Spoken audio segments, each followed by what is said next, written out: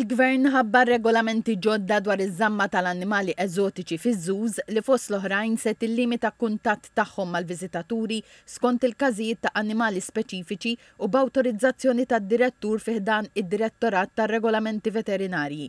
Id-Direttur tad-Direttorat, Dr. Paul Portelli, spjega li dan il-punt jorbot direttament mar-riproduzzjoni tal-annimali fiż-żuż u qal li mhux se jkun permess tammir tal-annimali sakemm mhux bil-permess tad-direttur. Badna mir-reproduction, ġifiri jent kinti tista' tikkontrolla r-riproduzzjoni li ma jkollikx din il-produzzjoni sfrenata ħanejdu lajk ta' kabż bla doċċ. Aħna qegħdin nagħmlu provvedimenti biex ikun hemm genetic counseling, ġifiri inti meta tammar ħanejdu hekk il-ljun ma' leonessa pereżempju jew tigra ma' li tara il-genetic potential tagħhom qabel ma tagħmel it-tamir. Once li mbagħad inti kontrollajt ir-reproduction, automatically mbagħad ħadd tnaqqas l-ammont ta' frieħ li ħajkollok fuq is-suq ħanejdu lek jew disponibbli ġożru. Dr. Portelli komplejt li se jinħarġu wkoll linji gwida għal protezzjoni kemm tal-annimali u wkoll tal-pubbliku. Hemm enfasi fuq l-edukazzjoni mela l-istaff irid ikun edukat. Ġifieri ħanes jiġu l-istaff kollu minn fuq s'isfel ħajkollhom edukazzjoni kif jħendiljaw l-annimali.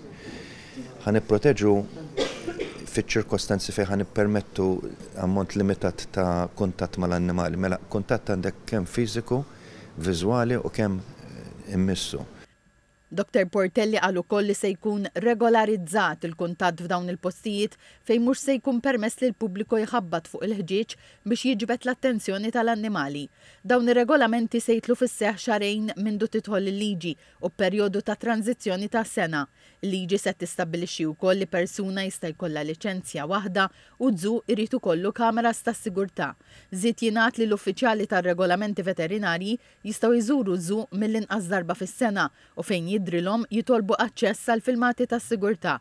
Il-liġi titlob ukoll li l-annimali jkollhom programm għal saħħithom u anke l-ikel irid ikun regolarizzat u jinżamm f'kundizzjonijiet tajba.